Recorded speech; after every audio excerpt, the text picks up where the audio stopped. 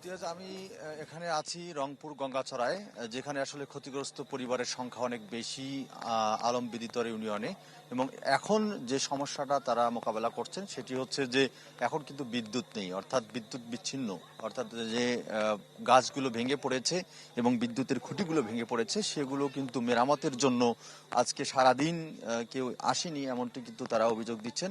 এবং যে বাড়ি ঘরগুলো ভেঙে গেছে, ঘরের চাল উড়ে গেছে, লন্ডভন্ড হয়ে গেছে, সেগুলো কিন্তু ঠিকঠাক করার জন্য এখনো কিন্তু প্রশাসনের পক্ষ থেকে বা উদ্ধারকর্মীর পক্ষ থেকে তেমন কেউ আসেনি। এবং রংপুর জেলায় গঙ্গাচড়া উপজেলাতে কিন্তু এই ঘূর্ণিঝড়টি হয়েছে এবং গঙ্গাচড়া উপজেলার 5টি ইউনিয়নের উপর দিয়ে এই ঘূর্ণিঝড়টি বয়ে গেছে।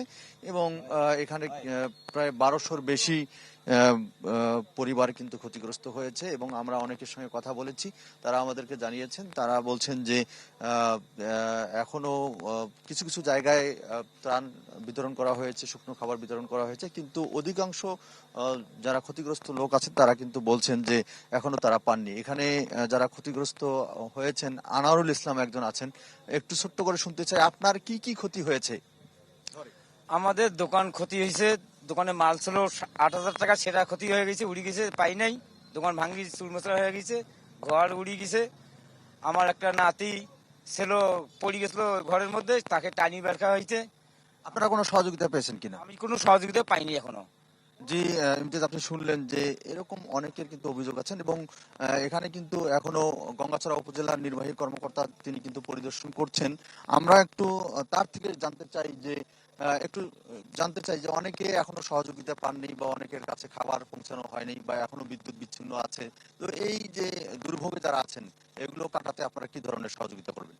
আমাদের উপজেলা প্রশাসনের পক্ষ থেকে ইতিমধ্যে আমরা যে শুকনো খাবার সেটা পৌঁছে গেছে। আমরা অধিকাংশ পরিবারের কাছে আমরা পৌঁছে দিয়েছি। বাকি যে পরিবারগুলো পায়নি, এখানে আমরা এসেছি, তাদেরকে সেই শুকনো খাবার বিতরণ করা হবে। এবং একই সাথে আমাদের এখানে যে খাবারের ব্যবস্থা এবং আর্থিক সহায়তা, সেটাও আমরা কিছুক্ষণের মধ্যেই আমরা উপজেলা প্রশাসনের পক্ষ থেকে যে বাড়িগুলো রয়েছে সেগুলোর মাঝে আমরা পৌঁছে দেব।